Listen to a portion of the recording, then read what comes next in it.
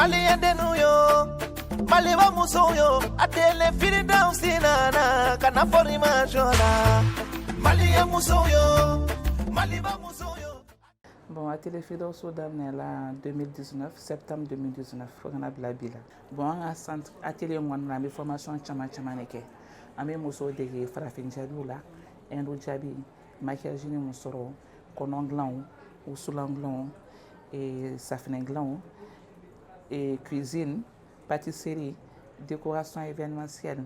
ani galado nono. Ana ɲɔgɔnna caman ani conservation des légumes mun b'a to an ka jus an bɛ se ka conserver fo kalo 6 ka taa bila san 1 ɲɔgɔnna la donc an bɛ o conservation an bɛ nin formation bɛɛ de kɛ atelier kɔnɔna la donc nin formation bɛɛ pratique le o bɛɛ bɛ se ka to mɔgɔw i kalanna i ma kalan i bɛ se ka na ko fɛn dɔ kɔni ɲɛɲini atelier Firdawusu kɔnɔna la an bɛ nin bɛɛ lajɛlen de kɛ yan nɔ. Bon hakilina sɔrɔla cogoya min na vu que jamana kɔnɔ chômage ka ca dɔɔni o yɛrɛ fana ta bɛɛ le fait que ne yɛrɛ fana ye jeune diplômé sans emploi parce que ne tilala étude la n mɛnna so ma baara sɔrɔ n ka maîtrise ni n ka fɛn bɛ n bolo donc le fait que n mɛnna so ma baara sɔrɔ donc du coup n ye yɛrɛ dege métier la n ye dege safinɛ dilan na donc depuis n ye dege safinɛ dilan na fɛn min de don a diyala n ye ça m'a beaucoup impressionné donc du coup depuis yen n ye n ka diplôme ta ka bila kɛrɛfɛ n ko n kun ye n dɔn a mɛnna n ye temps min kɛ sigi so ye n kun t'o kɛ donc au temps kɔnɔna la n y'a lajɛ muso o muso fana bɛ ne ka kalan fɛn fɛn min bɛ so an tilala kalan na baarako gɛlɛyala an mun ma donc olu muso bɛɛ ka se ka na métier dɔ kalan parce que métier de bɛ se ka laban an bɛ yɔrɔ min na ko bi ala ma bɛɛ dan bureau kɔnɔna baara kama donc o kɔnɔna la san dɔ la san ka formation caman kɛ mun ye safinɛ dilanw ye sen ɲɛgɛnw kɔnɔ dilanw maquillage ni musɔrɔw wusulan dilan ni kun dilan ninnu donc n ye formation caman don n ka formation kɔnɔna la mun bɛ se ka to musow an bɛ bɔ sokɔnɔna sigi la an bɛ métier sɔrɔ wa jamana yɛrɛ bɛ se ka nafa cogoya min na nin ko in kɔnɔna la ne ye nin kɛ n kelen de ye parce que ni fɛn o fɛn n'i y'a kanu i bɛ se ka nɔ bɔ a la le fait que ne ye safinɛ dilan kɛ ne y'a kanu a diyala n ye donc o yɛrɛ kɛra sababu ye n ma taa jogo ta banque la mɔgɔ ma n dɛmɛ mais n papa ka conseil ala ka ɲinɛ a la ani grand sœur olu caman ye conseil k'an bila sira ɲuman kan donc depuis yen n ye courage sɔrɔ ka activité min bɛ kun projet min bɛ kun na n ka se ka projet lataga cogoya min na ɲɛ pour que n ɲɔgɔnna musow bɛ so u ka se ka dɔ k'u yɛrɛ an ka bɔ sokɔnɔna sigi la sinon j'ai pas eu de financement ni d'aide mais quand même alhamdulilayi bi kɔni muso caman bɛ ka yɔrɔ lakodɔn ka na bololabaara kalan u ka se ka bɔ sokɔnɔna sigi la de temps à autre projet mɔgɔ dɔw bɛ na i n'a fɔ Promed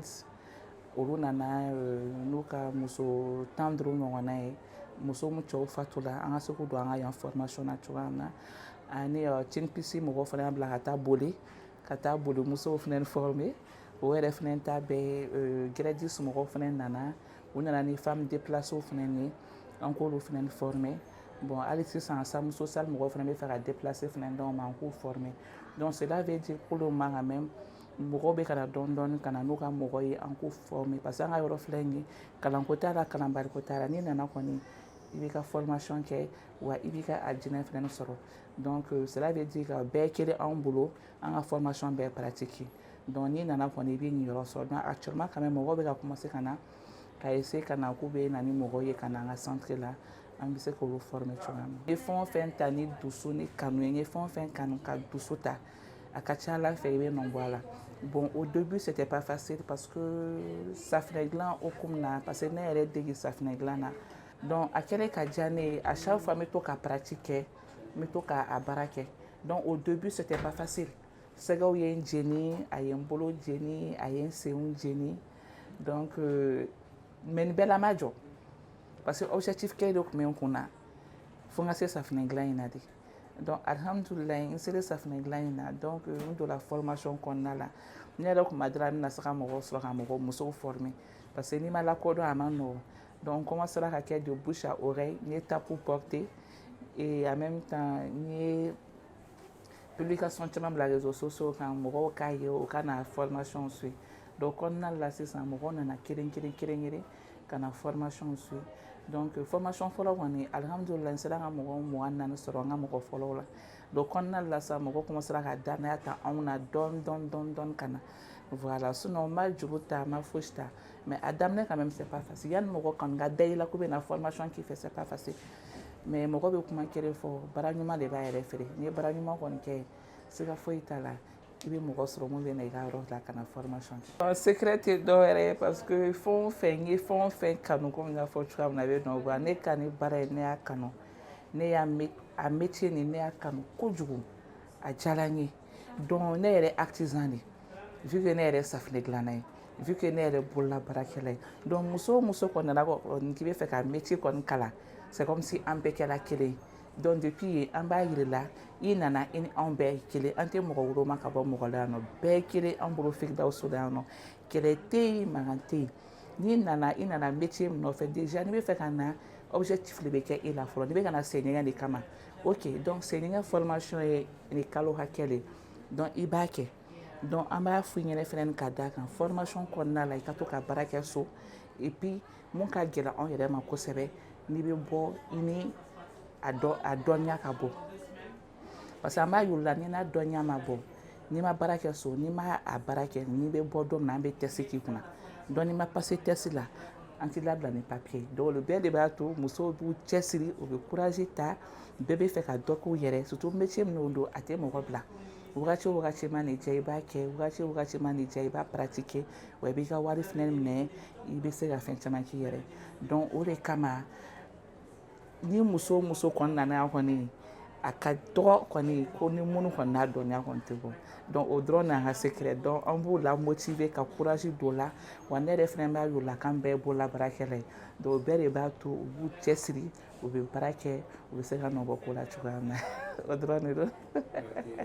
Ne tɔgɔ Worokiya Berete ne nana atelier de formation Firidawusi la pour que ka se ka baara dɔɔni kɛ n yɛrɛ wa mun diyara n ye fɛnɛ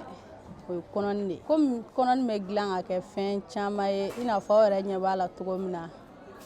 sagi b'a la pot de fleur b'a la panier b'a la fɛn caman caman wa a n'anw yɛrɛ ka parilikɛlaw chaîne ninnu o bɛɛ bɛ dilan a la o de y'a diya ne ye formation Firidawusi a tagabolo ka ɲi tiɲɛ yɛrɛ la an bɛ k'a faamuya an ma gɛlɛyaba sɔrɔ a la fɔlɔ fɛn o fɛn yira n'an kɔni an bɛ ka se k'olu kɛ ne bɛ se ka mun f'u ye kɔni n b'a f'u ye u bɛɛ ka na an ka formation in suit filière caman b'a kɔnɔ ni mun diyara mun ye i b'o kɛ a ka fisa ni sigili ye wa. Madame Balo Aïssa Sumaworo fɛ yen nɔ. Nin ye ne semaine kelen de nalen filɛ de ne bɔra Mopti de ka na Firidawusi la n y'a publicité télé la cogo min n nana n y'a sɔrɔ a ka jugu n'o bɛɛ ye yan Firidawusi de muso o muso n'i b'a fɛ i ka kɛ fɛn ye i ka kɛ dɔkɛbaa ye i ka Madame Sumaworo lajɛ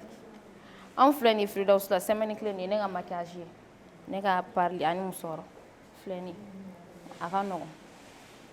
a y'a dabɔ a kama de ka du bɛɛ jigiya ta parce que n'i ko du ka ɲɛ i ko muso n'i ko jamana ka dilan i ko muso n'an musow ma dɔ kɛ dɔ ye an bɛ to kɔ donc musow y'u ka indépendance ta anw yɛrɛ bɛɛ an fɛn fɛn filɛ nin ye aw bɛɛ b'aw ka indépendance ta a banna donc a ka d'an ye muso tɔw k'an ladege bɛɛ kana Firidawusi la n'i b'a fɛ i ka kɛ dɔ ye n'i b'a fɛ denw ka bɔ nɔgɔ la muso i ka dɔ kɛ dɔ ye cɛ tɛ se k'a bɛɛ di muso ma bi k'i sigi kuma bɛɛ a diya a tɛ laban donc ne yɛrɛ furucɛ jɛra n'a ye parce que cɛ bɛɛ fana tɛ sɔn a ma u ka sabali u k'a faamu k'a fɔ an tɛna dɔ wɛrɛ la an bɛna baara de kɛ k'an wɔsiji ɲini ka dɛmɛ an furucɛw la ani an ka du musakaw la u ka dɔ ta an ka se ka dɔ kɛ dɔ ye o de tun y'an ka kuma ye donc bi maquillage filɛ nin semaine kelen ne ma hali kalo kelen sɔrɔ fɔlɔ i y'a ye Firidawusi sani an k'an sigi ten tɔ k'an b'a bɛɛ kɛ bagi ni baara wɛrɛ ka bagi kɛ ka tila ka n'i sigi n'i ka diplôme ye baara t'i bolo a cɛ ka jugu donc i bɛ se ka bolola baara kɛ avant k'i ka baara wɛrɛ sɔrɔ n'i y'i ka salon dayɛlɛ i b'i ka wari sɔrɔ a la i bɛ fɛn bɛɛ kɛ donc maquillage kanu yɛrɛ de bɛ ne dusukun na ka na ala ka Firidawusi m'an kɔrɔ jigiya la. Ne tɔgɔ Masawule Keyita ne nana atelier Firidawusi la ne taara information ɲininkali kɛ bon ala y'a kɛ information dire kun ka nɔgɔn n ye formation in y'a faamuya kosɛbɛ bon sisan n bɛ se ka caman kɛ yɛrɛ bon n tilala musofini na cɛfini fana ye caman k'a la n b'o de la sisan dalen b'a ni n tilala bi ma kɔnɔ n bɛ se ka kala caman bɛ yen n b'a ɲɛ dɔn n bɛ se k'a kɛ fana ne kɔni bɛ se ka min fɔ ɲɔgɔnnaw ye baara sigi tɛ mɔgɔ sɔn baara de ka ɲi quoi wa y a pas de sous métier bɛɛ ka ɲi ne b'a fɔ ɲɔgɔnnaw bɛɛ kɔni an ka baara kɛ baara de ka ɲi. Ne bɛ se ka min fɔ Atelier Firidausi la n ɲɔgɔnnaw kɛrɛnkɛrɛnnenya la n ɲɔgɔnnaw bɛɛ ka wuli ka na baara kɛ. Baara de bɛ mɔnɛ bɔ mɔgɔ la. Sigiso tɛ fɛn dilan mɔgɔ ye dɛ. Bɛɛ ka wuli an ka na baara kɛ. Ne kɔni nana nin y'a kalo kelen. I yɛrɛ kɔni ɲɛ bɛ sen ɲɛgɛnnen na. An kɔni ma gɛlɛya la tiɲɛ yɛrɛ la. Formation taabolo ka ɲi. A bɛ yira an na ka ɲa. A bɛɛ ka ɲi wa. Bon a kɔni a wari ma ca. A wari ma ca tiɲɛ yɛrɛ la. Ne bɛ se ka min fɔ n ɲɔgɔnnaw ye ni minnu tɛ yen ni congé bilala a ye na baara kɛ ni aw tɛ ekɔli la. Ne bɛ se k'o fɔ n ɲɔgɔnnaw ye. Ne kɔni filɛ ne tɛ ekɔli la dɛ n nana baara de kɛ ka mɔnɛ bɔ n na. Awa Sufu sera ne nana Atelier Firidausi la ka na Hindu Jabini de dege pour que n ka se senda la. Bon Atelier Firidausi kɔni tiɲɛ yɛrɛ la muso minnu bɛ yen ni métier t'u la u nana yan nɔ ka na an dege métier la u b'an dege sendaw la couture b'a la fɛn caman b'a la mais ne yɛrɛ nana bi a tɛ tɛmɛ kalo kelen kan mais alhamdulillah ne yɛrɛ bɛ se sen ɲɛgɛn na bi n yɛrɛ ye parce que ne bɛ to ka mɔgɔw senda so parce que métier wɛrɛ tɛ ne la ne bɛ fɛ ka se sen ɲɛgɛn na k'an boloma yɛlɛma n'a ye dɔɔnin a bɛ se ka kɛ ne yɛrɛ ka hakilinata ye de ni tilala sen ɲɛgɛn na n bɛ tila ka taa farafin jaabi fana dege tiɲɛ yɛrɛ la a bɛ baarako nɔgɔya bi a bɛ warimisɛnninko nɔgɔya n'i bɛ so kɔnɔ surtout n'i bɛ foyer la n'i tɛ baara la bureau kɔnɔ baaraw ni fɛnw na n'i sera senda la a bɛ permettre k'i ka warimisɛnninko mago ɲa ka sɔrɔ gatikɛ ma wari di tiɲɛ na Atelier Firidausi formation kɔni ne m'a ɲɔgɔnna ye fɔlɔ a ka ɲi fo k'a faga formation ɲumanba de don u bɛ yɛlɛ mɔgɔ fɛ u bɛ tulonkɛ kɛ mɔgɔ fɛ et puis sɛbɛ b'u ka baara la fana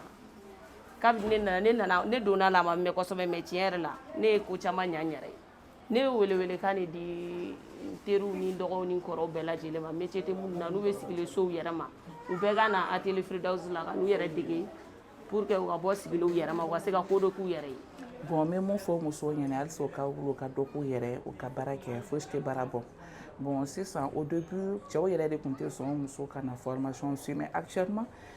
furukɛw yɛrɛ b'u musow tigɛ minɛ ka na bila an ka Atelier Firidausi la ka na u don bolo la baara la parce que u yɛrɛ ɲɛ b'a la o de bɛ laban ni muso kelen formé la c'est comme si ye jamana bɛɛ formé n'i ye muso kelen formé c'est comme si ye du jumɛn bɛɛ de formé donc u yɛrɛ ɲɛ b'a la nafa belebele b'a la o kɛra sababu ye o de bɛ ka na n'u muso ye ka na n'u ye an ka Atelier kɔnɔna la walasa u ka se ka formation suivre donc n bɛ mun fɔ musow fana ɲɛna mun bɛ so u ka wuli u ka dɔ k'u yɛrɛ ye u ka wuli u ka baara kɛ fosi tɛ baara bɔ dɛ don o don ni diya o tɛ laban kuma tɛ métier min de don a tɛ mɔgɔ bila ko parce que n cɛ ma sɔn n ka bɔ n ka taa feere kɛ n ye nin métier o métier kalan hali k'i to f'i si so kɔnɔ i b'a baara kɛ donc n y'a baara kɛ ni mɔgɔ y'a ye n'a diyara o ye siga foyi t'a la i ma bɔ ka taa kɛnɛma mais i b'i ka so i bɛ k'i ka wari minɛ i ka so kɔnɔna la donc i bɛ se k'i cɛ dɛmɛ dépenses la i bɛ se k'i denw ladon donc i ka du kunna ko foyi tɛ taa k'i to yen nɔ donc musow a kɛra mun ye kalanw kɛ o mun ma kalanw kɛ o mun bɛ so mun bɛ ka baaraw ɲini bɛɛ ka na an ka na métier dɔ kalan o de b'a to an ka jamana in bɛ taa ɲɛ jamana in bɛ yiriwa don o don mari kura a tɛ taa ni maridenw yɛrɛ tɛ dɛ an ka wuli an ka baara kɛ an ka dɔ k'an yɛrɛ walasa jamana in ka se ka taa ɲɛ a ka se ka évoluer cogoya min na.